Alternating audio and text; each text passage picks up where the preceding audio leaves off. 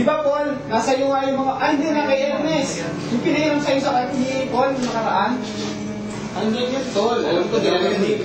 Kasi, sa page 58 ng sulong ito, ay binabanggit ng tagapamahala ninyo si Felix Manalo na si Kristo raw ang tinutukoy na isang pastor sa 1 Gis 11:16. Pakibasa nga pare. May page na? Page 58. Oo, second paragraph yata yun eh. O, ito. Itinuro din ng Iglesia Katolika na ang Papa ay siyang kataas-taasang pastor. Ito ay salungat din sa turo ni Kristo at ng mga apostol, sapagkat sinabi ni Kristo, "Ako ang tanging pastor." 1 Gis 11:16.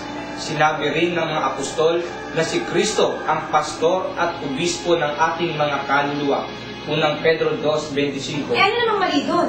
Tama naman ang sinabi ni Ka Felix Manalo na si Kristo naman talagang tinutukoy ng isang pastor sa talatang yan. I can't see anything wrong with it. See? I told you. Walang mali at kontra-kontrang aral sa Iglesia ni Kristo. Sandali lang, Michelle. Hindi ba ganyan binabasa sa'yo yung kakontrang pasugo niyan eh? Sige pare, ilabas mo at para marinig niya yung direktang kumukontra doon sa itinuturo, nung tinuturing nilang sugo. Alam mo kasi Michelle, dito mismo sa pasugo ninyo, ayon sa pagtuturo ni Eranio Manalo, yung kasalukuyang tagapamahala ninyo, ay sinasabi roon na si Felix Manalo raw ang isang pastor na tinutukoy doon sa talatang ating binasa. Mabuti pa, basahin natin ha. Dito sa isang issue ng inyong pasugo, sa August 1976 issue, sa page 2, sa sulat ni Cipriano Sandoval, ganito ang ating mababasa. As long as there is a messenger commissioned by God, Christ could continue establishing His church through that one pastor realized in the person of Brother Felix Manalo. Christ established His other sheep into one flock. That is the Church of Christ that emerged in the Philippines in 1914. Kita ko, anak ko mismo ni Felix Manalo, kumukontra sa kanya. At ang masakit pa nito, hindi ba si Felix Manalo ang tinuturing ng sugo? Kaya tahasang paglapastangan yan sa turo na ang sabi nyo nga isang sugo. Imposible. Hindi pwedeng kontrahin ni Ka Edgar ang kanyang sariling ama. Akin na nga yan. Hindi maaari ito. Bakit ganito? Kita mo na, Michelle, maliwanag na kontra yan sa turo ni Felix Manalo dun sa sulo na nauna nating binasa. Ernest, Willie, Han, maaari namang parehong tama yan, di ba?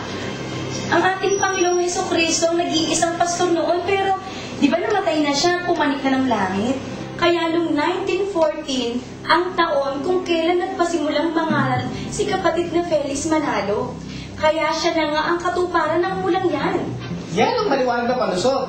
Kung ba umakit na ang Panginoong Hesukristo sa langit, hindi na siya ang pastor ng mga tupa. Alam mo, mabuti pa basahin natin sa Biblia. Meron dyan sa lalim. Ito. Doon sa talatang Gis 11 ng 1, ganito ang ating mababasa at pakinggan nyo ha. Ako ang mabuting pastor. Ibinibigay ng mabuting pastor ang kanyang buhay dahil sa mga tupa. Sa 16, at mayroon akong ibang mga tupa na hindi sa kulungang ito. Sila'y kailangan din namang dalhin ko at kanilang diringgin ang aking tinig. At sila'y magiging isang kawan at magkakaroon ng isang pastor. Basingin mo, Michelle, paano si Felix Manalo yung tinutukoy na isang pastor dito?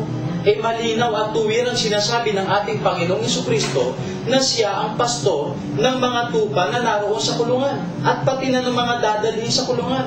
At itong bagay na ito, pinatunayan din ni Apostol Pedro sa kanyang unang sulat sa Kapitulo 2 at ang talatay 25 na si Kristo ang obispo at pastor ng ating mga kaluluwa. Tingnan mo, ganito ang atin namang mababasa. Sapagkat kayo'y gaya ng mga tupang nangaliligaw, datapwat ngayon ay nangabalik kayo sa pastor at obispo ng inyong mga kaluluwa. At isa pa, Hari, hindi talaga pwedeng si Felix Manalo ang pastor sa talatang ito. Kasi ang sabi sa Biblia, at mayroon akong ibang mga tupa na hindi sa kulungang ito.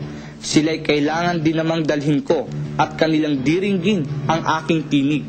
at sila'y magiging isang kawan at magkakaroon ng isang pastor.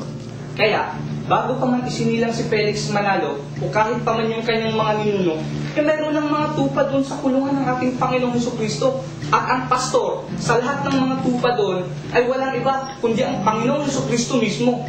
At paano naman magiging pastor ng first century Christian si Felix Manalo? Libong taon nang nakalipas bago pa siya lumitaw. Napaka-illogical. Malabo pa sa tubig bahay ang aral niyan, Michelle. That's right, Michelle. Hindi pwede si Felix Manalo ang isang pastor dahil hindi narinig ng mga unang Kristiyano ang tinig ng inyong sugo. Kaya napaka-imposibleng kayo ang tunay na iglesia. Mali-mali ang aral ng iglesia ninyo. Magkakakontra. Kaya nga hindi naman masama, honey. Mag-isip-isip ka na. Baka nga sa mahabang panahon, nanin lang ka na ng iglesyang yan. Matindi salungat ang aral niyan.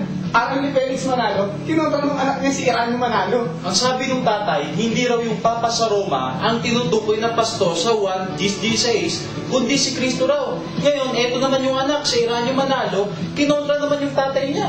Ang pastor daw na tinutukoy doon ay yung tatay niya. Diyan ka na nga sa mga kaibigan mo. Akala ko pa naman. Lagi ka na ng tulungan ako. Oo, pero ayokong ipagtanggol ang may Takpan mo nga ako, Paul. Simula ngayon, break na tayo. Magsama-sama kayong tatlo. Michelle, Yan mo siya, Paul. Yan mo ma-realize niya yung mali niya. Tsaka ikaw din, dapat yung tama ang ipilit mo kay Michelle. Hindi pwede nga anib kasi isang reliyon na alam mong walang tamang katuruan dahil lang sa babae. Nasaan ang paninindigan mo niya, pare? Oo nga, Tol. At dapat, ikaw nga ang nag-aakay sa kanya sa tama. Sa pakikinig ng ang dating daan. Yung brother Lenny.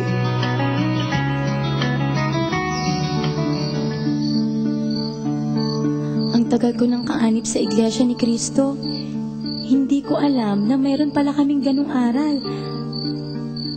Parang inagawan ni K.R. din ng karapatan ng Panginoong Hesukristo. Si Ka Felix Manalo raw ang isang pastor. Paano mangyayari yun? Ibig bang sabihin, pati ang mga Christian noong first century, papastorin din ni Ka Felix? At nagkakontrahan pa ang turo ng mga tagapamahala namin. Isa lamang daw sa magkakasalungat naming aral yun. Ibig sabihin, marami pa. Ano kaya kung balikan ko sila po para matiyak ko ang sinasabi nila? Ano sa palagay mo? Alas 8, yung live, pwede nga magdala ng bisita sa apartment. Pwede ka pa makapag-ano. Marami na rin yung kayo nakaraan. Ganong diskusyon. Ganong nakakaroon na. Parang ano, sinakatan. Ganong atan ko eh. Ganong finance. Isa lang daw para sa kanya. Pero makita mo, nung biniwanag din yung 4 million, magsasay kasi